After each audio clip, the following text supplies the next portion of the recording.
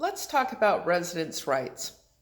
Now, to me, some of these rights are ridiculous just to the simple fact that we have to have them.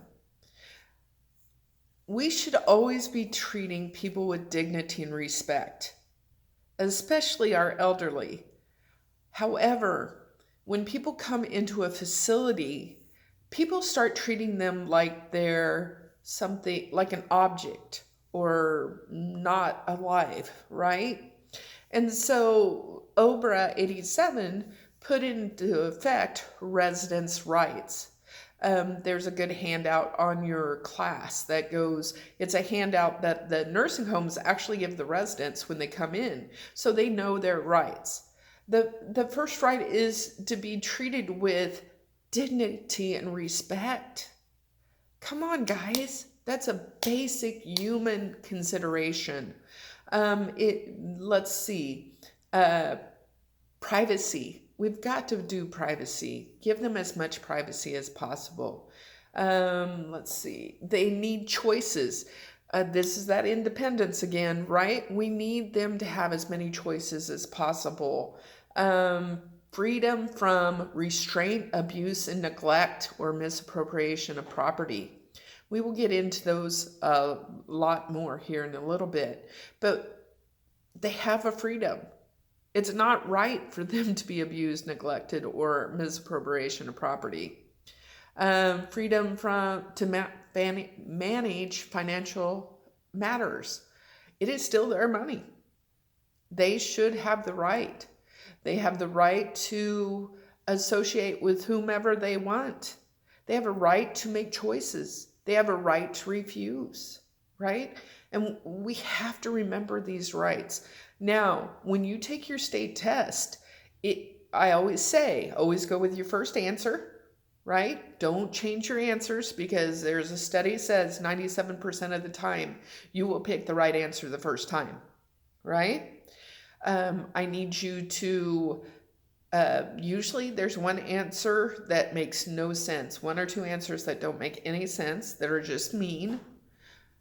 I want you to look at them. Which is the nicest answer? Which one is nicest to the resident? Or which one respects residents' rights? I can tell you that those answers are usually the right answer. The other one is if it says, go tell the nurse. Those are usually, if you go with those answers, you will get it right. Now, there are 2 times you don't go get the nurse, and that's if somebody's choking or they're having a seizure. You would always stay with the resident. We'll talk about those more later. Now, you as an aide are responsible to be a good employee. What kind of things do you think being a good employee includes? What about appropriate dress, clean, not smelly, not too much perfume or cologne? Being there. Being there is so important, guys. Being dependable, being on time. There's nothing worse. One time I was so excited. We had 3 new aides coming on the floor, and that was going to put 6 of us on the floor. And I was so excited, and I came into work at 6:30, humming and just happy. And the nurse looked at me and says, "Oh, thank goodness you're here." 3 people called in. So I ended up being there with 2 trainees. When I thought we were going to have 6 aides, we had 3, and I was the only one that was a normal employee, and I was training 2 people. Happens all the time. You got to be there. If you can't be there, you find your own replacement. It's just good practice. You got to have a team atmosphere. If you're calling in all the time or you're coming late, oh, there's nothing worse than a day shift person that comes in, supposed to be there at 6 and comes in at 7 because they're always late. Well, you know what you do from 6 to 7 is you get every resident up into the dining room.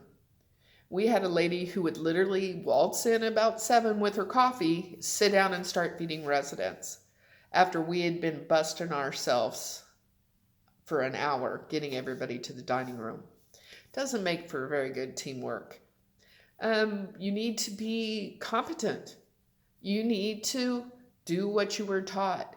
You're going to see a lot of bad skills when you go to clinical because they think it's faster. Fast is good, and I kid you not, these aides will go so fast they do not let any grass grow under their feet. But that shouldn't be substituting good care, right? We need to make sure we're giving good care and not just rushing through things. Have integrity. If you do something, if a resident gets a skin tear or falls, you need to be honest. You need to report it to the nurse. You need to, if you tell somebody you're going to do something, do it. Don't just tell them you're going to do it and walk off, right? It's important that you have integrity. We will go more into the duties as an employee in a little bit. Now, OBRA's basic theory, it wants us to provide quality of life for each resident. It wants us to give good care, a safe environment. It wants us to make the nursing homes more home-like. Now, my first nursing home I worked in, literally the walls were white, the floor was white, the cabinets looked like an old nursing home or a hospital. Nursing homes have come a long way. When you go to your clinical site, you'll see some of them don't even look like a nursing home when you walk in, right? Catholic Care looks like a hotel lobby, right? So we try really hard to make nursing homes or long-term care facilities look more home-like. Now, let's talk about different places that aides can work, right? Nursing homes. This class is aimed towards nursing homes because that's where you find the concentration. You've got hospitals, surgery centers, home pluses, which people buy houses and then they have rent rooms to people. And then we have day programs where people bring in the elderly during the day and they go home in the evenings. We have residential areas and a home health. So there's multiple places. Oh, some people work at clinics. So if the nursing home's not for you, don't worry about it. Just do your clinicals and then you can find other places to work.